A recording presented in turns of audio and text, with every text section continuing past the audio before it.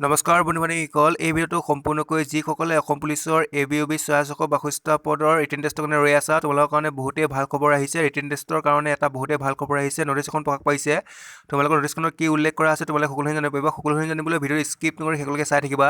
আৰু এতিয়ালৈকে যদি আছামিজ SK চেনেলটো ছাবস্ক্ৰাইব কৰা নাই, প্লিজ ছাবস্ক্ৰাইব কৰি ল'বা আৰু লগত থকা বেল আইকনটো প্ৰেছ কৰি ল'বা। তেতিয়া নটিফিকেশ্যনখিনি প্ৰথমে তোমালোকে পাই থাকিবা। ব'লা ভিডিঅ'টো আৰম্ভ কৰোঁ।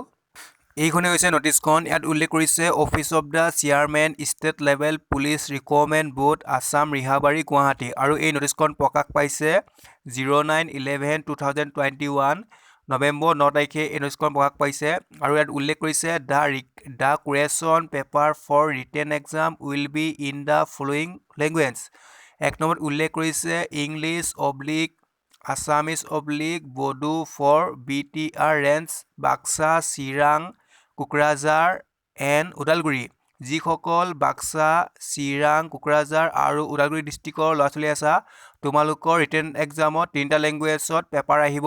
ইংলিছ আহিব, আছামিজ আহিব আৰু বড়ো।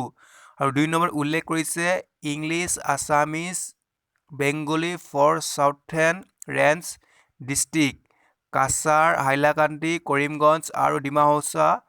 মানে তোমালোকৰ যিসকল কাছাৰ ডিষ্ট্ৰিক্ট, হাইলাকান্দি, কৰিমগঞ্জ আৰু ডিমা হাছাও ডিষ্ট্ৰিক্টৰ ল'ৰা ছোৱালী আছা, তোমালোকৰ ৰিটেন টেষ্টৰ পেপাৰ হ'ব 3টা লেংগুৱেজত ইংলিছ, আছামিজ আৰু বেংগলী।